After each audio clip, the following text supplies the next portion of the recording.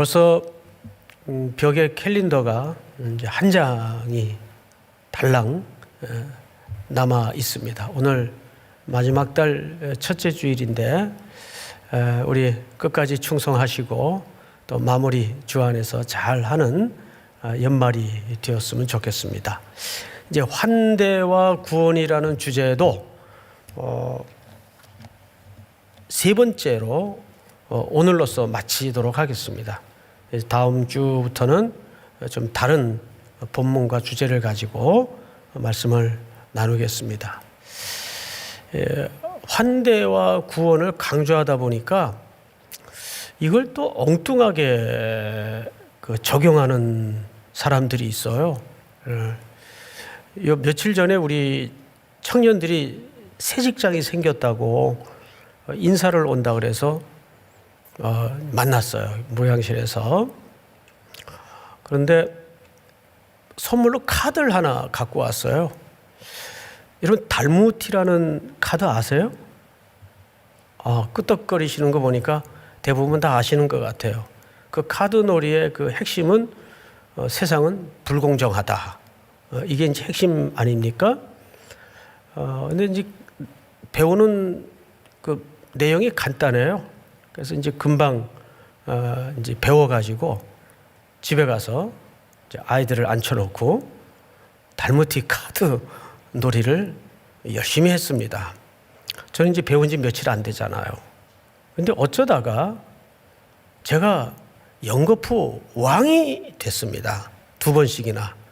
그리고 이제 저를 가르쳐 준 이제 막내가 거지가 됐어요. 거지가. 그것도 2번씩이나. 그러니까 얘가 약이 올랐나 봐요. 저는 이번에 깨달았어요. 제게 이 카드놀이의 은사가 있다는 걸 이번에 깨달았어요. 그랬더니 털고 일어나면서 이 녀석이 하는 말이 아빠 환대해 드렸다. 약을 올리더라고요. 아주 나쁜 방법입니다. 환대는 그런 개념으로 적용을 하면 안 되죠. 그건 환대가 아니라 약을 올리는 거죠. 어쨌든 참 근간에 우리 삼일교회 이렇게 불개하신 따뜻한 온풍이 무척 저는 반갑습니다.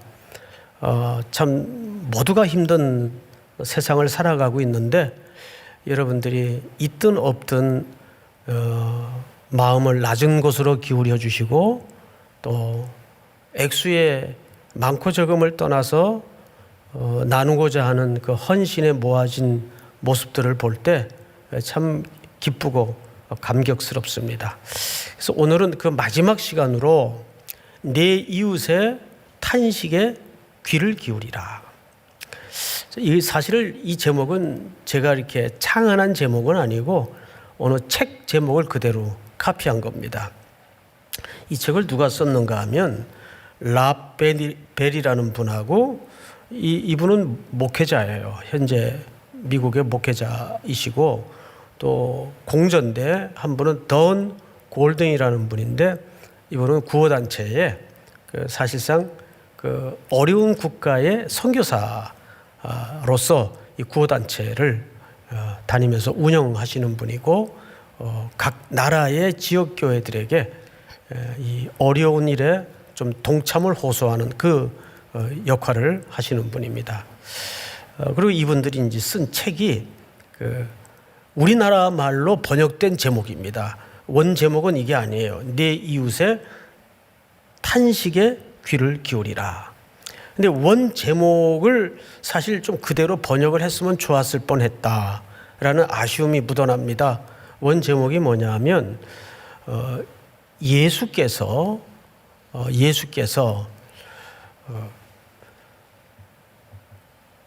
그리스도인들을 구원하시기를 원하신다. 좀 제목 자체가 굉장히 도발적이죠. 예수께서 그리스도인들을 구원하시기를 원하신다. 그리스도인들을 뭘 구원할 게 제3 필요할까? 근데 이 책의 내용은 이런 결말을 가지고 옵니다. 이미 오늘날 현대교회와 그리스도인들은 철저하게 세속화의 본부인 애굽처럼 애굽화되었다. 바벨론화되었다. 로마 제국화되었다. 그 가치관에 현대인들은 묶여 있고 억압당하고 속박돼 있고 벗어나지 못하고 그 속에서 버무려진 그 옴짝달싹할 수 없는 제도의 악 속에서 빠져나오지도 못하고 그 제도의 성향을 따라서 더 많이 더 높이라는 가치관에 매달려서 중독이나 속박돼 있다. 이런 내용의 책입니다. 그 내용이 굉장히 충격적인데 오늘은 출애굽기 3장의 이 본문을 통해서 우리가 말씀을 좀 나누도록 하겠습니다. 우선 본문은 7절부터이지만 3장 1절부터 좀 보도록 하죠. 출애굽기 3장 1절을 보시면 모세가 그의 장인 미디안 제사장 이드로의 양떼를 치더니 그 떼를 광야 어느 쪽으로요? 서쪽으로 인도하여 하나님의 산 호렙에 이르매 이렇게 되어 있어요. 자, 앞을 잠깐 보십시다. 또 온라인으로 예배하는 성도님들도 화면을 좀 주시해 주시기 바랍니다. 성경 기자가 유독 여기에 방향을 표현했어요. 그렇죠? 어느 쪽으로요? 서쪽으로 양떼를 인도했다. 서쪽으로. 그리고 굳이 뭐 전부 벌판이고 광야인데 방향을 표기할 이유가 있었을까? 이유가 있길래 썼겠죠. 그렇죠? 그래서 우리는 이 서쪽이라는 의미가 담는 구속사적 그 출처를 좀 성경에서 만나볼 필요가 있습니다. 여러분 창세기 3장을 한번 같이 보십시다. 제가 좀 읽겠습니다. 여호와 하나님이 범죄한 인류의 상황을 지금 설명하는 거죠. 여호와 하나님이 에덴 동산에서 그들을 내보내요. 이렇게 쫓아냅니다. 그리고 그의 근원이 된 그 땅을 갈게 하시니라.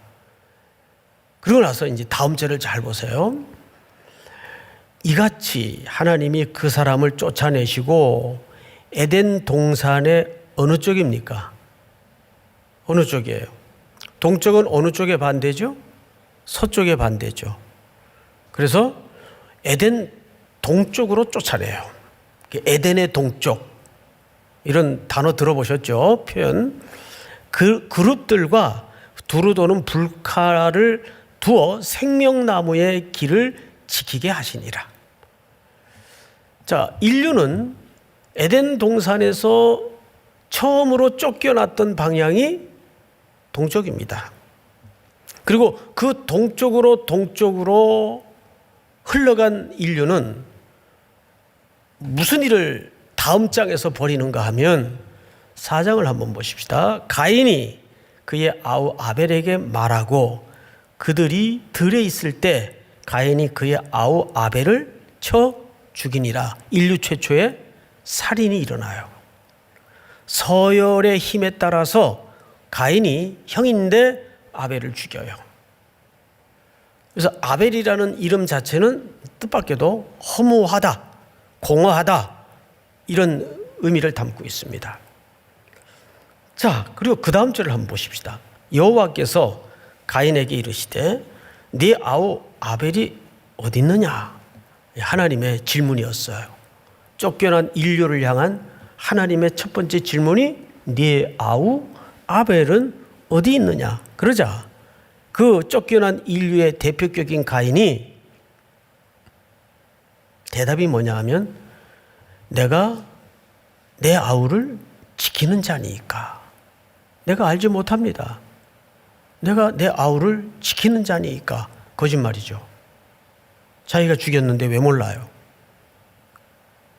그리고 더 기막힌 답변은 내가 그 녀석을 내가 보호하는 자입니까? 지키는 자입니까? 하나님 앞에 고개를 들고 대들어요. 그리고 인류는 노아 홍수를 통해서 도무지 하나님이 그 인류의 악을, 창궐되는 인류의 모순을 볼 수가 없어서 물로 심판을 합니다. 심판 후에 건짐을 받은 노아의 후손들은 창세기 11장에 보면 뭐를 쌓기 시작하죠? 벽돌로 바벨탑을 쌓기 시작해요. 우리가 보호하자. 우리 스스로를. 그러니까 쫓겨난 인류는 첫 번째가 자기 자신이 왕이에요. 내가 내 인생은 책임져야 된다. 이게 요지예요. 이게 제국과 왕국이 갖는 핵심 가치입니다. 그리고 인류는 더 들어가면 이제 애굽의 노예살이를 하게 됩니다. 그런데 오늘 성경을 좀 이제 본문부터 볼까요? 7절 이렇게 되어 있어요. 여호와께서 이르시되 내가 애굽에 있는 내 백성의 고통을 분명히 보고 그들이 그들의 누구로 말미암아 감독자로 말미암아, 이 표현 무심히 지날 표현이 아니에요. 자, 앞을 잠깐 다시 보실까요? 누구로 말미암아? 감독자로 말미암아 부르짖음을 들었다 그랬어요. 그러니까 이들의 고통의 현실적인 이유가 뭐예요? 감독자들의 압제와 폭거예요. 그럼 여기서 말하고자 하는 감독자는 뭘 얘기하고 싶은 걸까요? 이건 오늘날 우리 현대 문명을 살아가는 그리스도인들에게는 정말 해당되지 않는 단어일 것 같습니까? 여러분, 우리들에게도 감독자들이 있어요. 억압된 제도, 이도저도 할 수 없는 어떤 상태, 이거 전부 우리를 억압하는 존재들이에요. 인류는 여기에 속박돼 있어요. 어느 히브리 노예 가정 저녁에 벌어진 아빠와 딸의 대화를 이 책에 써놨는데 그냥 제가 여러분 듣기 편하게 각색을 해서 표현을 좀 해드리겠습니다. 저녁에 아빠가 하루 종일 날라드는 채찍을 맞아가며 고된 노동을 마치고 들어와요. 집에 귀가를 하는 거죠. 딸이 반가운 걸음에 아빠를 맞으러 나갑니다. 아빠, 오세요. 오늘도 얼마나 힘드셨어요. 근데 여느 때도 지쳐 힘이 없었지만 오늘따라 유독 풀이 죽어 있어요. 그런데 아빠의 팔을 보니까 팔에 상처가 나 있고 붕대가 헝겊조각 같은 것들이 감겨져 있어요. 깜짝 놀란 딸이 묻죠. 아빠, 팔 왜 그래요? 웬일이에요? 아무것도 아니야. 어디 좀 봐요. 상처가 심해요. 이거 아빠 어디 다치거나 누가 때린 흔적인데 무슨 일이 있었어요? 감독관한테 맞았어. 왜요? 여느 때 같으면 벽돌만 만들어도 되는데 이제는 그 벽돌의 견고함을 위해서 저 멀리 떨어져 있는 장소까지 가서 짚을 얻어다가 벽돌에 이겨서 만들어야 되는 새로운 가중된 명령이 떨어졌기 때문에 감독관이 요구한 대로 벽돌 숫자를 채울 수가 없었어. 딸이 너무 속상해서 아빠에게 물어요. 아빠, 그 감독관도 사람인데 그렇게 사정을 안 봐주시던가요? 예, 그게 그렇게 간단한 일이 아니야. 그 감독관 위에 또 할당을 요구받은 감독관이 또 있기 때문에, 그리고 그 감독관에게는 그 위에 감독관이 또 있기 때문에 계속 이런 물리적인 고통은 쓸려 내려오게 돼 있단다. 그래서 그 감독관 위에를 거슬러 올라가다 보면 맨 마지막에는 누구를 만나나요? 바로 제국의 실질적인 권력자. 근데 그 당시 그 바로가 무엇 때문에 이렇게 벽돌을 만들도록 명령했는지 아세요? 큰 규모의 자기들을 안전히 보장할 성을 쌓고 성을 만들기 위해서 이런 가혹한 명령을 인류에게 짐을 안깁니다. 자, 그러면 여기에는 이 고통이 개인적인 고통에 국한된 것만이 아니라 이것이 애굽 안에 제도적인 문제로 구조적 악이 웅크리고 있어요. 그리고 위에 있는 사람들은 그 권력을 유지하기 위해서, 그 높은 위치를 유지하기 위해서 자기 아랫사람들을 더 기계화시키고 수단화시키고 도구화시킵니다. 거기에 어디에도 하나님의 형상대로 지음받은 하나님의 형상의 회복에 대한 몸부림과 갈등은 없어요. 오로지 인간은 기계가 되고 도구가 되고 수단이 되는 거죠. 이것을 월터 브루그만이라는 유명한 구약학자가 안식일은 저항이라는 책에서 이렇게 설명을 했어요. 이런 얘기를 합니다. 인간은 안식을 잃어버리고 그 안식을 잃어버리는 순간 문명의 부속품이 되었다. 그런데 이런 상태가 오늘날 우리에게는 무관한 이야기일까요? 아니에요. 결국 인간의 문제는 낙원의 안식을 잃어버리고 그 안식이 깨지면서 그만 인간은 문명의 부속품으로 전락을 해버리는 겁니다. 사실 지금 애굽에서 신음하고 고통하고 있는 이 히브리 노예들의 상태는 그것을 암묵적으로 고발해주고 있는 내용이에요. 오늘날 우리 주변에도 보면 힘없는 청년들, 힘없는 노동자들이 그냥 이 시대의 부속품이 돼 있어요. 어쩔 수 없는 상황이에요. 과연 네가 게을러서 그래, 네가 노력 안 해서 그래, 그들의 책임으로만 떠안길 문제일까요? 그건 매우 잘못된 생각입니다. 적어도 우리는 그들의 그 땅에서 부르는 피의 소리를 들어야 돼요. 창세기 한번 맞아볼까요? 4장 보시면 이렇게 돼 있어요. 이르시되 네가 무엇을 하느냐? 네 아우의 피소리가 땅에서부터 내게 호소하느니라. 여러분 그 탤런트 차인표 씨 아시죠? 그분이 몇 년 전 어느 프로그램에 나오셔서 이런 얘기를 하더라고요. 사회자가 물었어요.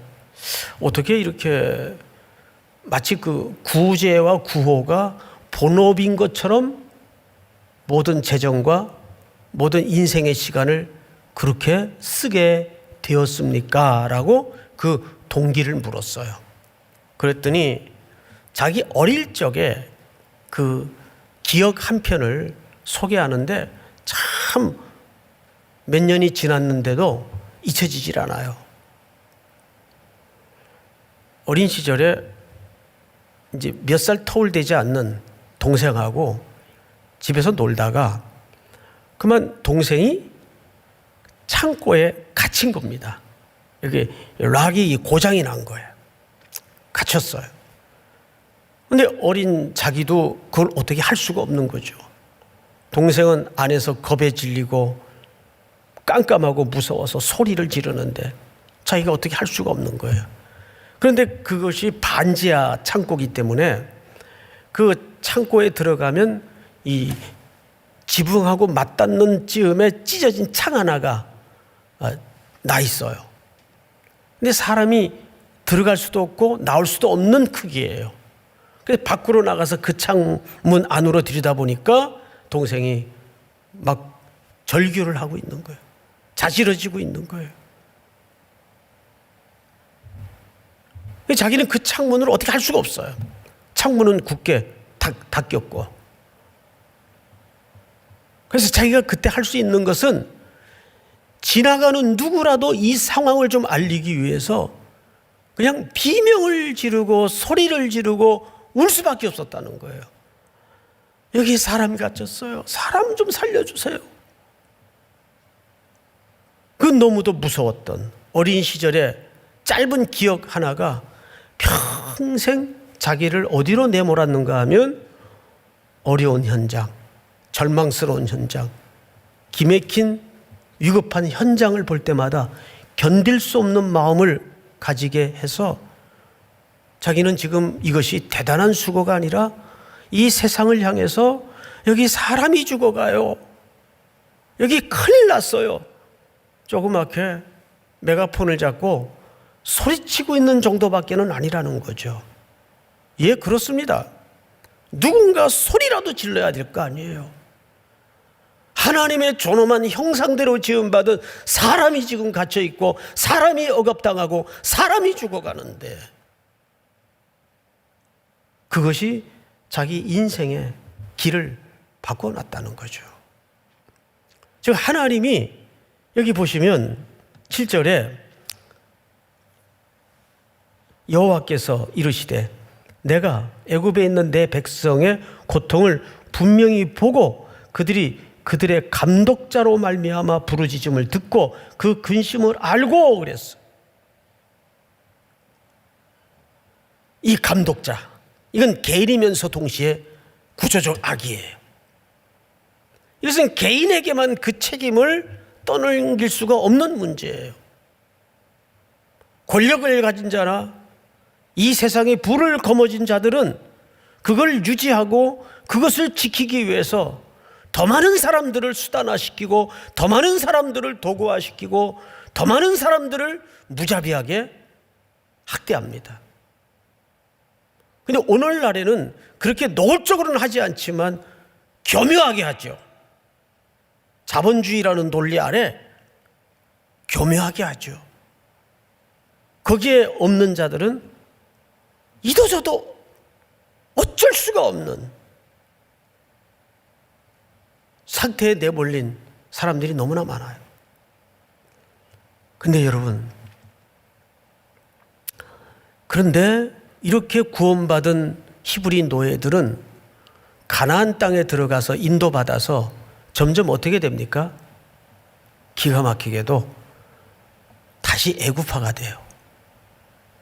그리고 그 애굽화의 정점이 솔로몬 왕국입니다. 말을 팔고 사는 장사를 하게 되고 군비 확장을 하고 은금을 전부 방패로 만들고 돈짓을 하는 거죠. 그리고 솔로몬이 왕 위에 등극하고 나서 첫 번째 한 일이 국가의 안위를 담보하기 위해서 애굽의 바로의 딸과 정식 결혼을 합니다. 그 이후에 그가 맞이한 후궁은 700, 첩은 300입니다. 그들이 가지고 온 각양각색의 우상 숭배는 여호와 하나님의 종교와 혼합주의의 절정을 이루었던, 그래서 하나님의 성전은 철저히 장사의 현장이 되고 세속화의 현장이 되고 우상 숭배의 현장이 되는.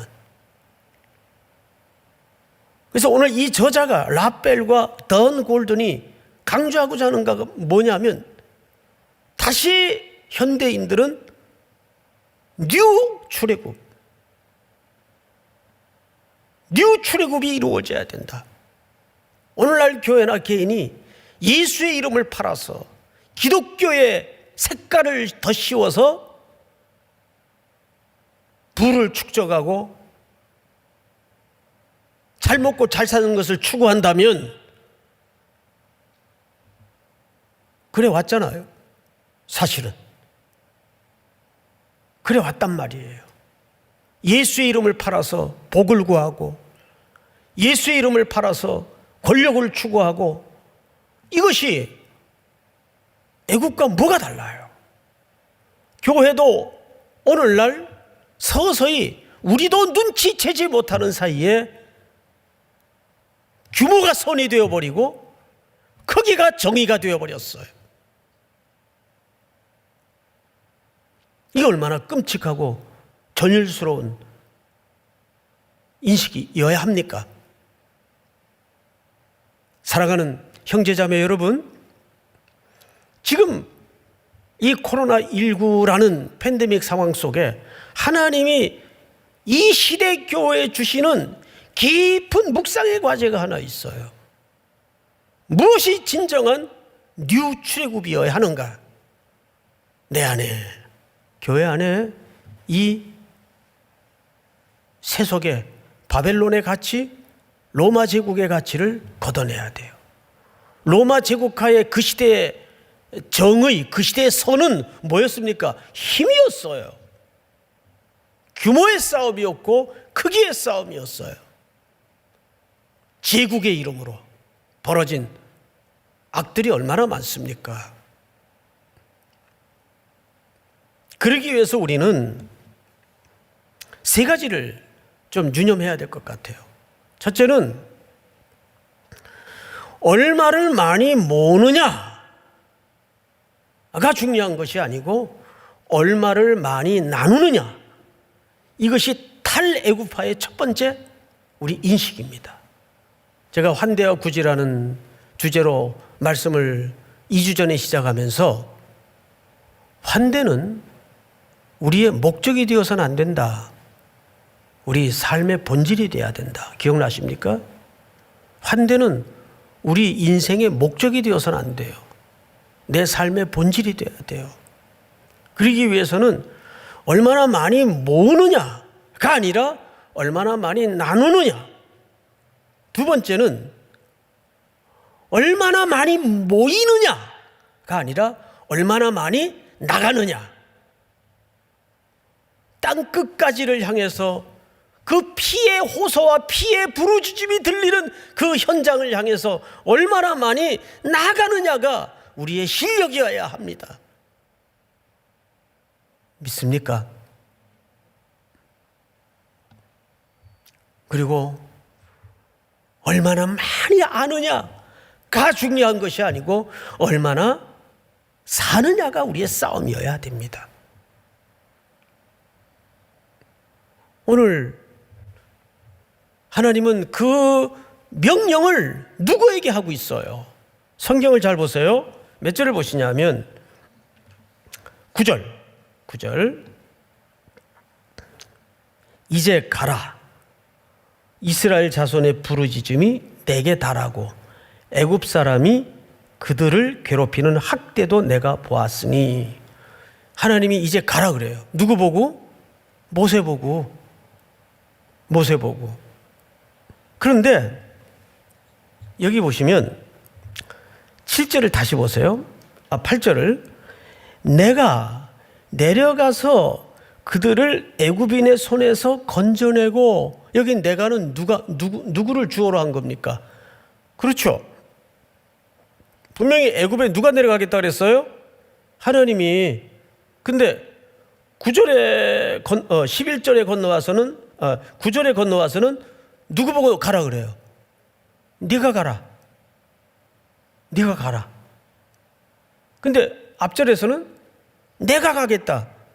근데 네가 가라. 이 양자 사이의 함수 관계는 뭘 의미할까요?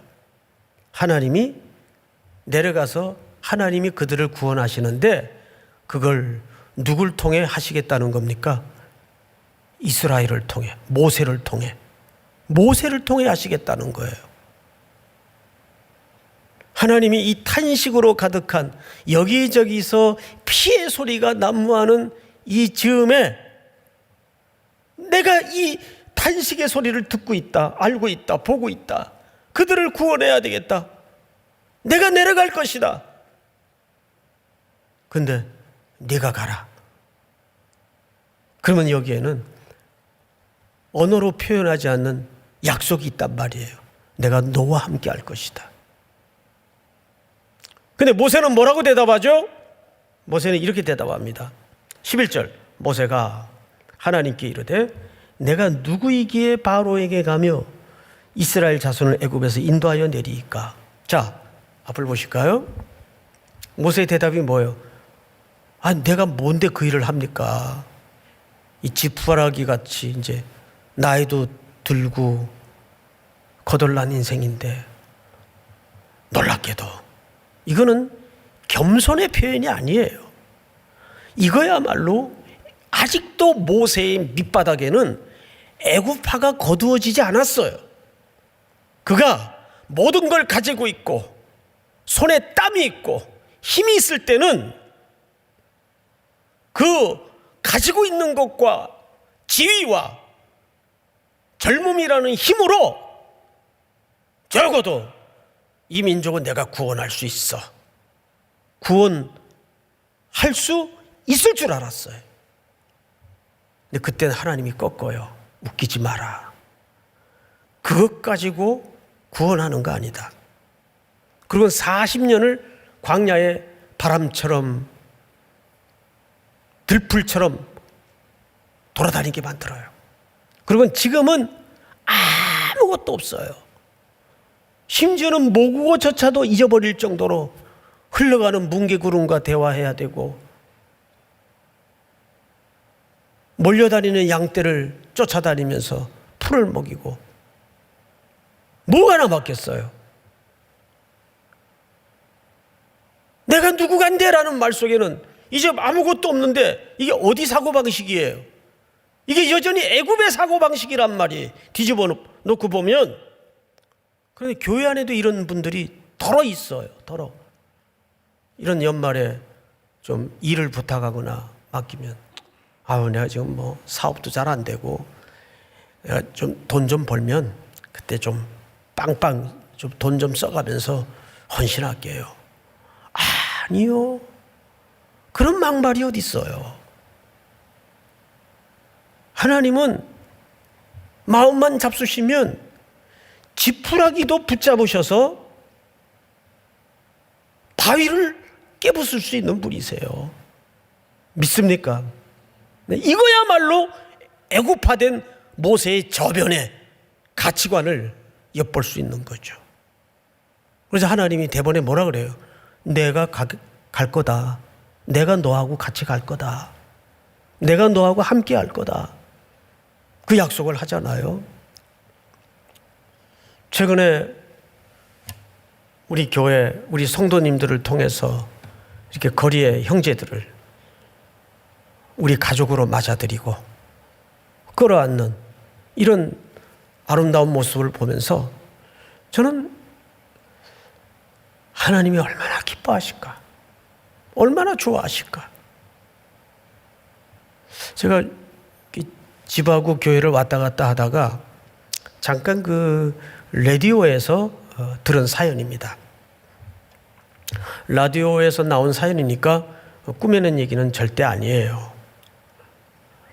어느 그 월세로 이제 장사를 하는 분인데 뭐 요즘 뻔하잖아요. 임대료를 좀 몇 달째 못 내고 장사도 안 되고. 그래서 이제 고민을 하다가 집주인한테 문자를 보냈어요. 한 달만 좀 더 참아줄 수 있겠냐고. 너무 장사가 안 돼요. 근데 그 순간 스마트폰으로, 휴대폰으로 띵동 하고 뭐가 들어왔는데 집주인이 문자와 함께 이 사람 통장으로 100만 원을 송금을 한 거예요. 100만 원을. 아니, 내가 먼저 사정을 좀 살피고 좀 도와드렸어야 되는데 너무 미안하다고. 우선 장사 안 되는 거야. 온 대한민국이 다 아는 건데 이 돈 가지고 급한 대로 조그만 거라도 좀 쓰시라고. 생활비라도 좀 쓰시라고. 그 주인이 100만 원을 오히려 그렇게 사정하는 분에게 송금을 한 거예요. 아마 3일교회를 다녔던 것 같아요. 에? 할렐루야. 여러분,